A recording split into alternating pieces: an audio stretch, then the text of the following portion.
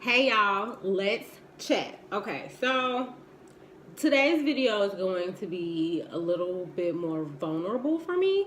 Um, this is the video that I've been kind of waiting to do for the month because it is officially the month of February marks my 4th year being single.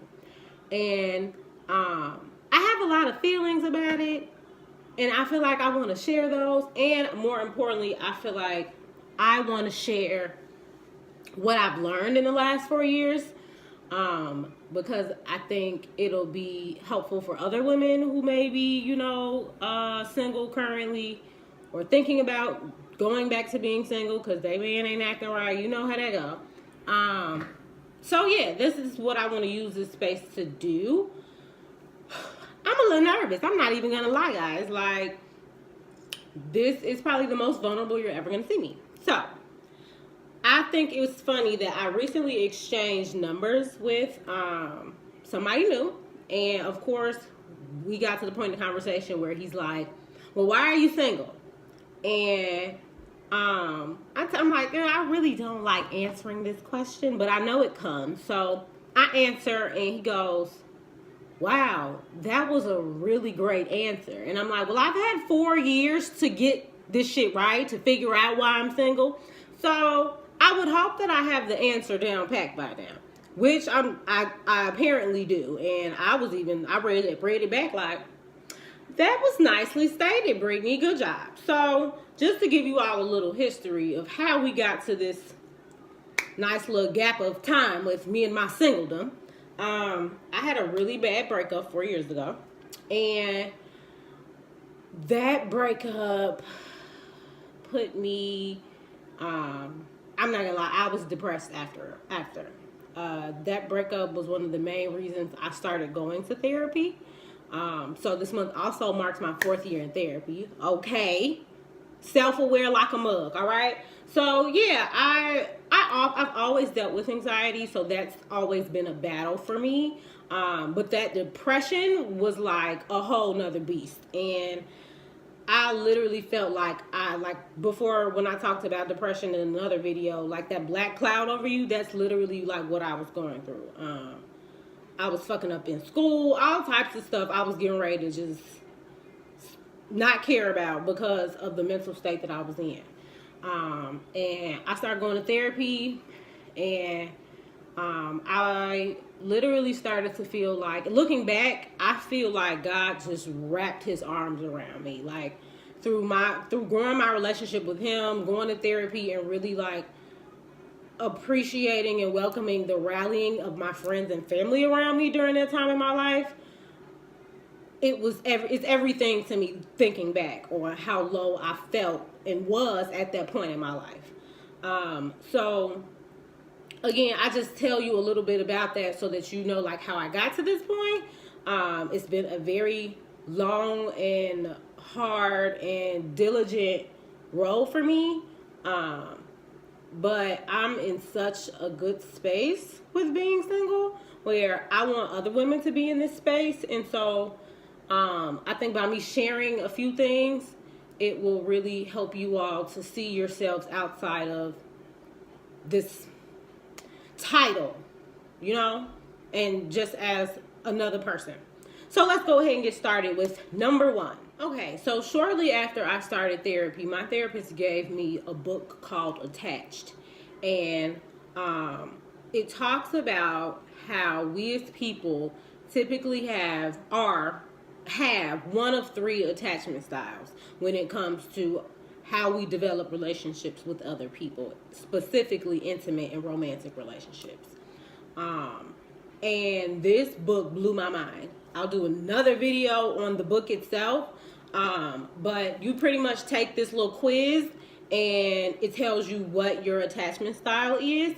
And just to give you a further perspective, there are 3 attachment styles. Well, technically 4. So there's anxious, secure, avoidant, and sometimes you have anxious, avoidant. And our attachment starts from when we're babies. So the relationship that you have with your parents, if you were a baby and they were neglectful or they didn't show you the proper amount of attention or affection, you have a less likelihood of having secure attachments as an adult. You're more likely to have anxious or avoidant attachments. And so after I took this quiz, I obviously realized I had an anxious attachment style. That was very important. That was a very important moment for me, because it changed the way I saw dating. It changed the way I saw how I was choosing certain partners. And a lot of having an anxious attachment style, so that way you feel emotionally satisfied, you have to date in a very specific way. You can't put all your eggs in one basket, because we have the tendency to attract avoidance. Avoidance are your non-commitment type, like you infringe too much on their space, they're running out the door type. So secures, they often relationship with other secures. Meanwhile, anxious and avoidance, we all out here trying to figure this shit out. It's a mess.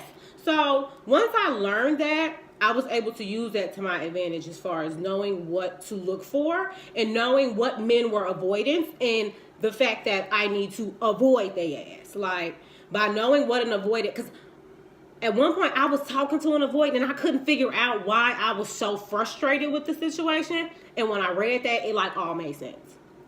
So I took that with me, and every time I would talk to somebody, I would be able to pick up on what I felt like their attachment style was, and if it was something that meshed with mine. What else? Also, during that period, I learned that I have a fear of abandonment, which contributed to my anxious attachment style.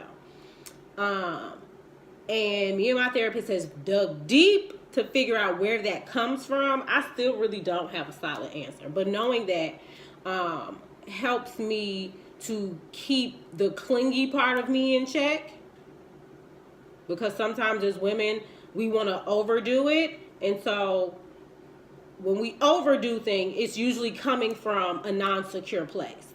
And so by knowing that, again, I can alter how I look at certain things or certain situations, so that way I don't fuck up a good situation in the future. Something that I tell my clients all the time is that often when you are in a situation where you have an anxious attachment style and you're dealing with a lot of men who are avoidant, it creates this chaos cycle, and we tend to confuse passion with chaos.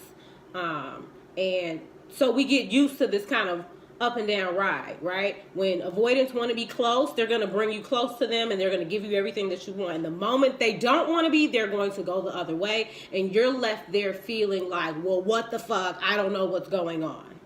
That's pretty much how that game goes. So if you have a yo-yo, a back and forth, like, oh, he act like he like me and he come be around me, and then all of a sudden he on some other shit, on some distant shit, that's the anxious avoidant attachment style cycle. Okay, get out of it, baby girl. So that's number one. Know your attachment style, because it truly changes how you date, and you know what to look for, so that you're not picking partners that you're going to later on down the line end up extremely hurt by.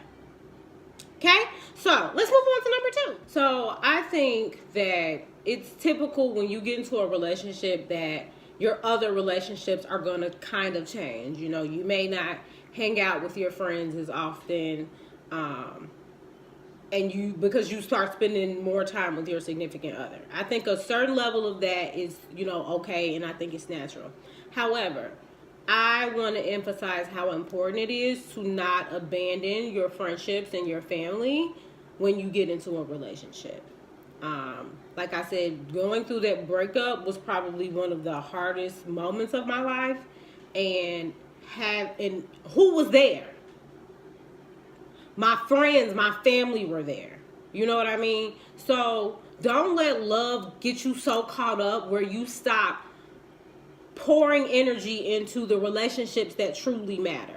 The relationships that are going to be there if that person decides that, hey, this not for me no more, and you left there broken fucking hearted. Like, I don't think in that relationship I abandoned my people. However, going through that and seeing how they tried to do everything they could to pull me out of that funk, I can never repay them for that. And so, again, you can't neglect the people who are your foundation. You just can't. Because essentially they're gonna always be there, and you don't want to feel like you left them for dust. They ain't heard from you, seen from you, nothing, because you got a new man, you got a new woman, you all up their ass. Okay? So, pour into your relationships outside of your intimate relationships, because when that shit folds, if that shit folds, those are the people that are going to be there. So I've seen tweets or like posts that say shit like,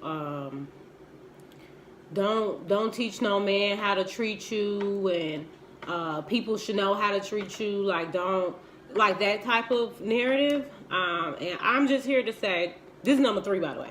I'm just here to say that those posts are completely bullshit, and they will send you off. Okay? That's not how love and developing a meaningful relationship works. People receive and give love differently. I've said this before. And so with knowing that, again, here I am bringing up the love languages. Okay? So that's what's been most important for me, is knowing my love language. That's another thing that's aided me in realizing why a lot of my past situations didn't work out. And this is something that I've learned recently. So I, in fact, have three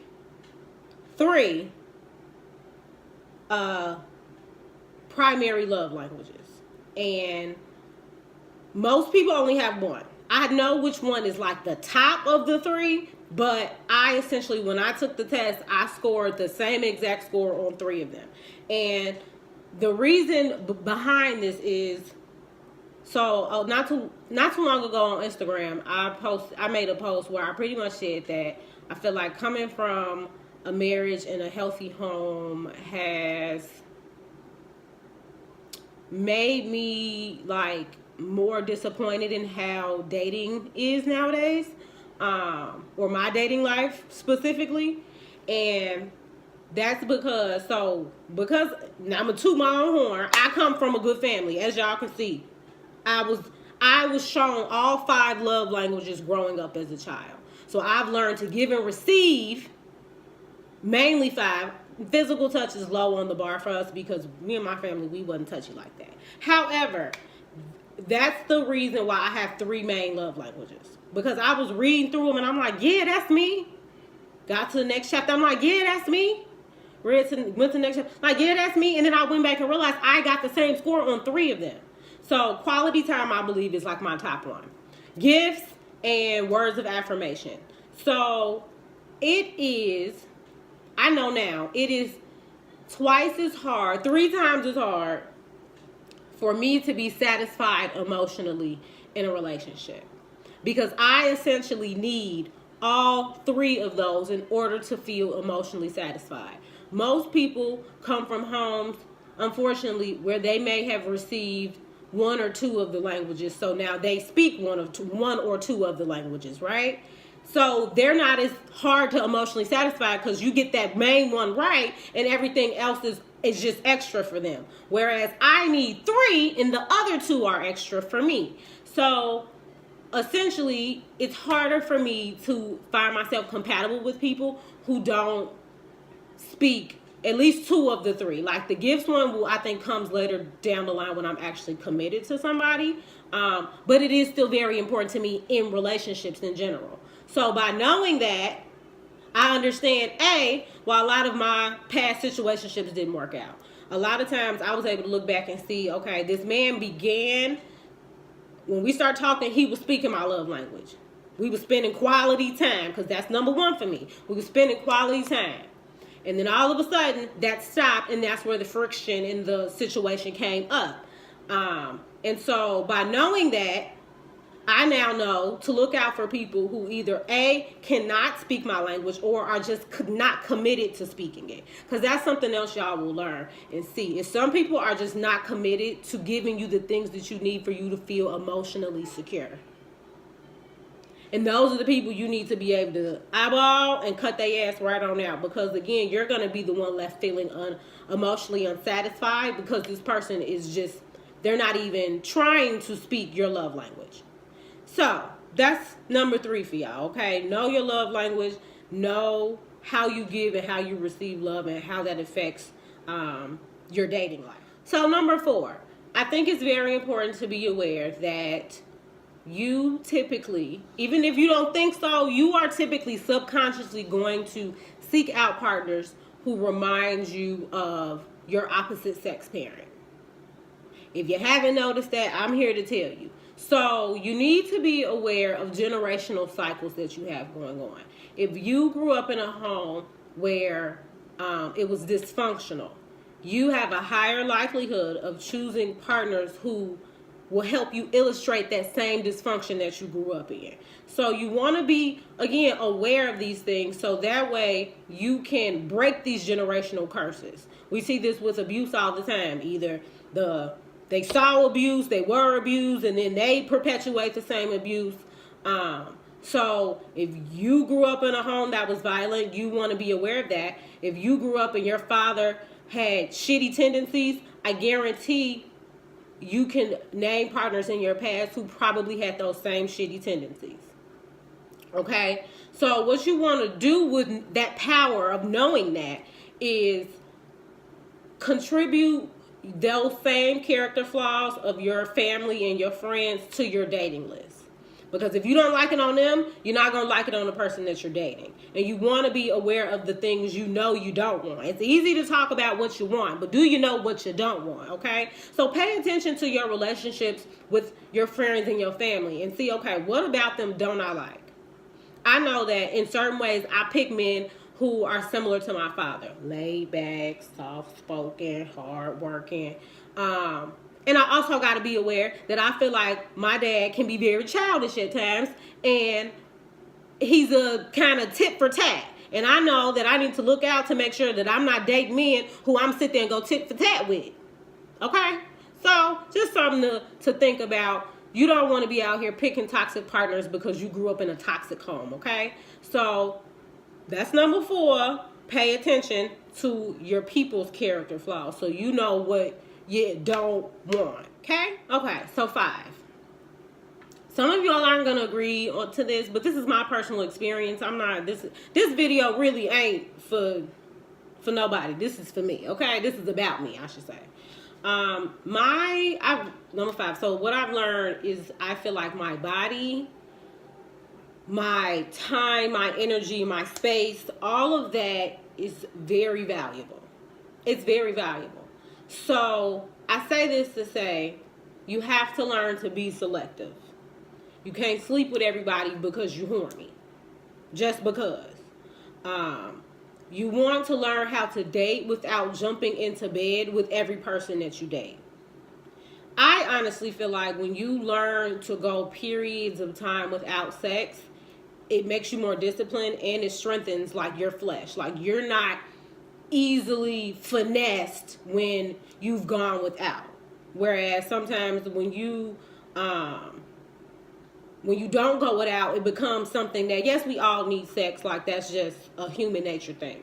And you don't want to be the type of person to succumb to it, to let the shit override you in spaces where you don't want it to have the upper hand.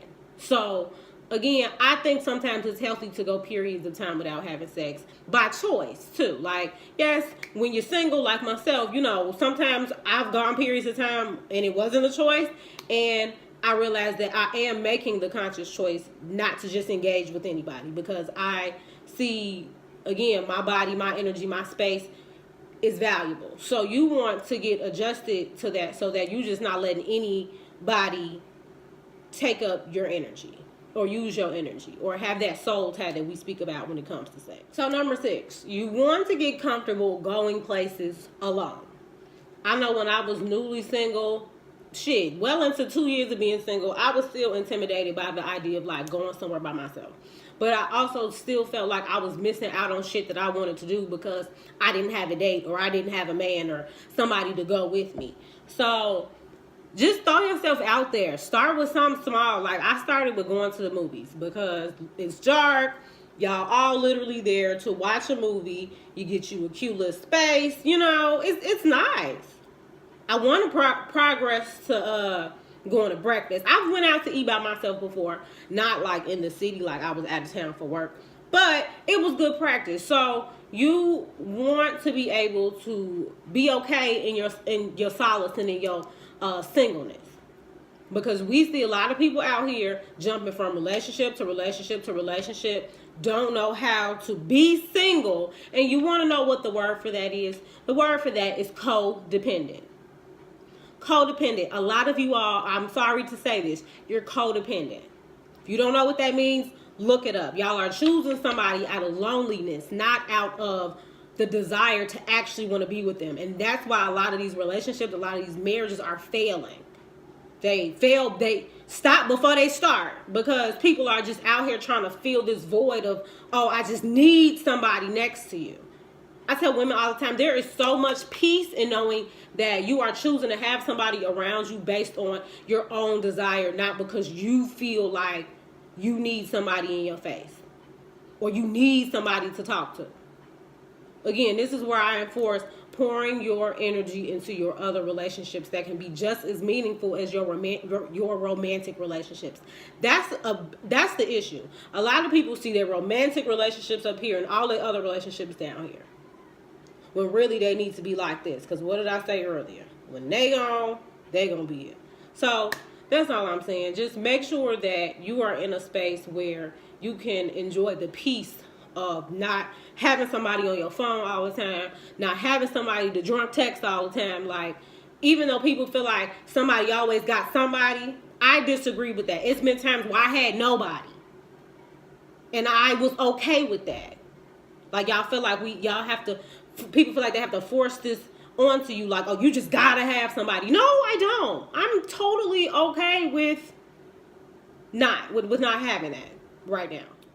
So number 7, pretty much know if you want something based on your true desire to have it, or if you want it because you feel like you're supposed to want it. And I say that to give you this example. So I've always wanted to have a husband and kids. Like, I grew up seeing that. So I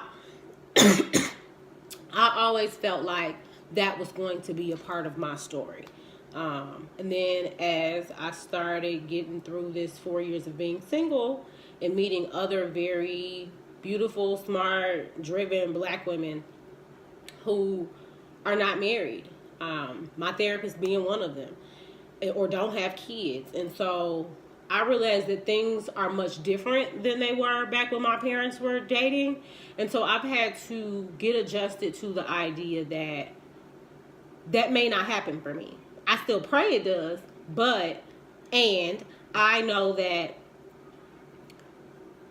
I cannot predict what happens. And so it encouraged me to think about how else will my life be fulfilling outside of being a wife and a mother. Because I was at a point, maybe a couple months ago, where I was like, if I don't have a potential suitor husband by 33-ish, 33 to 35, then I was going to just have a baby with my best friend. Like, not us doing it, but him giving me his sperm. And I bought this to him. I'm like, look, I'm getting older and I want to have kids. And, if you happen to get married, we can talk about it. She could still have your baby first. Like, I had all the details worked out and I was ready, like, to make this a foolproof plan. And at some point in the last couple months, I was like, I think I lied. Like, my friends are having kids and I'm happy for them and I love them kids and everybody knows I love kids. And the idea of going through a pregnancy without the intimacy piece, like him rubbing on my stomach and him talking to the baby and us laying up and taking maternity, like without that unit, it's not as appealing. I thought it was, but I'm realizing it's not to me. Like, I could go the rest of my life without having kids and pouring energy and love into my friends and family's kids, if I can't have the whole picture. And people may, oh, that's selfish. No, it's not. I don't want to be nobody's baby mama. I'm sorry, I don't. And I know I can get married and I can still end up somebody's baby mama, but I'll be somebody's ex-wife, whatever. That's just, again, how I was raised. And so I realized that I think I more so felt like I should want kids outside of that because I'm so maternal, and I realized I don't. So I say that again to say, ladies, pay attention if you want things just based on what other people feel like, say you should want. Because I was like, the idea of being a fine traveler auntie and not having to sacrifice my body, that sounds just as appealing. And, I have I work with women. So I've had women clients who are older and they struggle with depression a lot of times because their kids have moved out the house. It's just them and their husband, or they may be going through a divorce because now that the kids are out of the house, there's no reason to keep the relationship there. And they struggle so hard with trying to figure out their value and purpose outside of being a wife and a mother. They don't know who they are. They don't know what they like because so much of their life has been devoted to those two roles. And I want to be a woman who, even if I do get married and I have kids, that I still have my own identity outside of those roles. So that's just something I want all women to really just think about. Like, do you want to be married or do you want kids because society says that that's what we should want? Or is that truly like in your heart to have? So before I got my Jeep Wrangler, when I was thinking about cars and talking to my parents about what type of car I wanted, they tried to talk me out of this shit. They was like, no, you need something dependable and cheaper, and you're just trying to go too big too soon. And they did everything to talk me out of that, right? And what did I do? I went to the dealership with my dad, test drove that car, got my credit approved, and got that motherfucker. And I've been paying my shit on time, okay? So I use that to illustrate that people will try to tell you that your standards, this is number 8, by the way, that people try to tell you that your standards are too high, that your expectations are too much, that you're asking for too much, and don't listen to them. Because and this is just recently, so I have a few people that I follow on Instagram who are getting married, who are engaged. And so what I've noticed is, and I directly remember one of them writing a status about this, that when they prayed for what they wanted, they left out nothing. They left out no stops.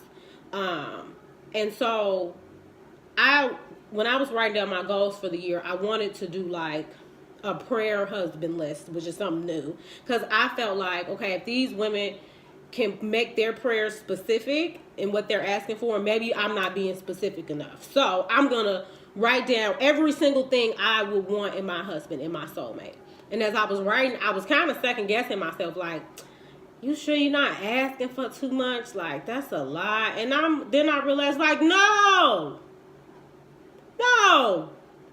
I'm not going to sell myself short. I'm going to ask for exactly what I want. I don't care how specific it is. Like, I filled out a front page and a back page because you want to be specific in your prayers. And that's what I've seen from other women. Like, if they can pray for what their heart desires and what God has put in them, then why would I sell myself short to not find my unmatched greatness, okay? Like, life comes at you fast. That's what I'm starting to see. Like, I've seen so many women where they done got their baby and they ring in the same year. You know? That might not be my ministry. That's a lot for me. But I've seen, like, women who've gone from never having a relationship to meeting the love of their life and getting married like that. Like, I've seen it. So, again, what's for you is always going to be for you. So that's why I told myself in that moment while I was writing that list, like, ask for everything you want. Every single thing you want.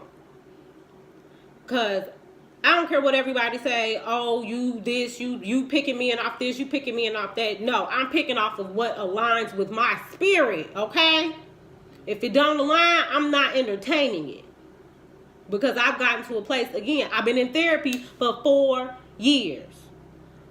I have so much self-awareness and understanding for my patterns and why I do things, where my opinion is really all that matters. Because y'all don't know what goes on up here and in here. Okay? So, that's 8. Ask for what you want. Be specific. And don't hold back. So, number 9 is about acceptance. I've been able to have so much closure and peace with certain situations or relationships not working out, because I've been able to have the perspective of that was just another woman's love story. Like, sometimes things work out so crazy where there's really no other explanation for the fact that that was for them.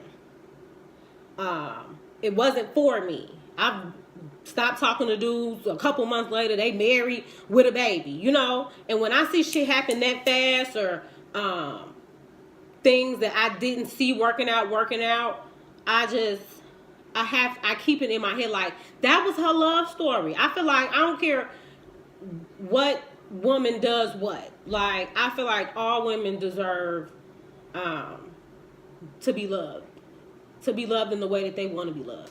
And so, by having that empathic mindset, as far as, okay, I didn't lose them, they didn't lose me, like that was supposed to be somebody else's love story, I'm able to kind of let it go a little easier.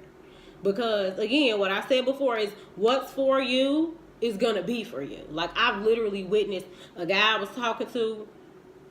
He had got out of a relationship not too long ago. And he turned around and was talking to this girl. And, baby, the girl he was talking to, her ex was dating his ex in another city. This is a month after me and this man stopped talking. In another city. And they was both pregnant. Like, you can't make shit up like this. So I just feel like things, God, the universe, is ordained. Like, what's for you is going to be for you. Because nobody could have planned that shit out. That's probably messiest shit I've never seen. Okay, let me move on to number 10. Okay, the big honcho. You know, I feel like people, especially men, will try to use the insult like, well, that's why you still single. Like, and I need 10 to represent that when you get to a certain point where being single forever don't scare you no more, nobody can use that as an insult. Like, my life is going to be so much more important outside of me being in a relationship with somebody. And I want every single woman to feel that way. To not feel like, oh, woe is me, when is it going to be my time? Like, have some pride in your singleness. Like, I know that for me, my singleness is out of an honor and love and peace to myself, that I'm just not going to allow anybody to come up in here disturbing shit. It took me too long to be at this point where I'm peaceful, where I know about my anxiety and what my triggers are. I'll be damned if I let somebody come in my life that's committed to triggering me, because some of these men are. You'll tell them, don't do this, don't do this, don't do this. And what they turn around and do, they do it. Because they don't have respect for the things that you need from them. A lot of them don't. And so, I'm proud of myself for not letting the pressure of other people push me into a relationship that I didn't want to be in, or that wouldn't have served me. I'd rather be single and say I didn't settle. Even if that means for the rest of my life, it's just me doing what I do. Okay? Enjoying my little coins to myself, enjoying my space, whatever. Do I desire love? Absolutely. I think everybody does. I really do.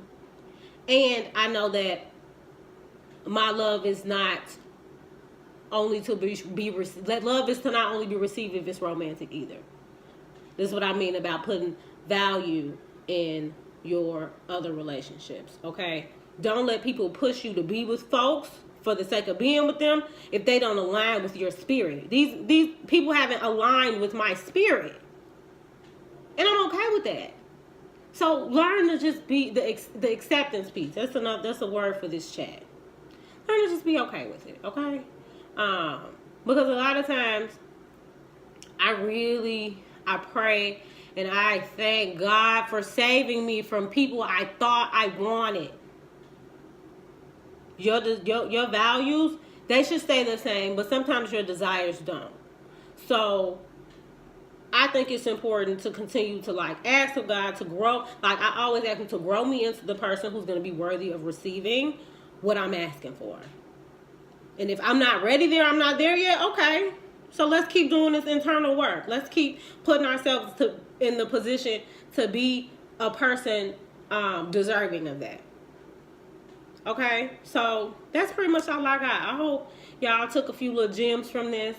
And thanks for just hearing my story. Because I talk about a lot of other people's stories, but let y'all into mine, okay? Being single is not the end all be all. It's not. Learn to love yourself so that you can recognize when other people don't. Okay? So y'all have a good one, and thanks for chatting with me.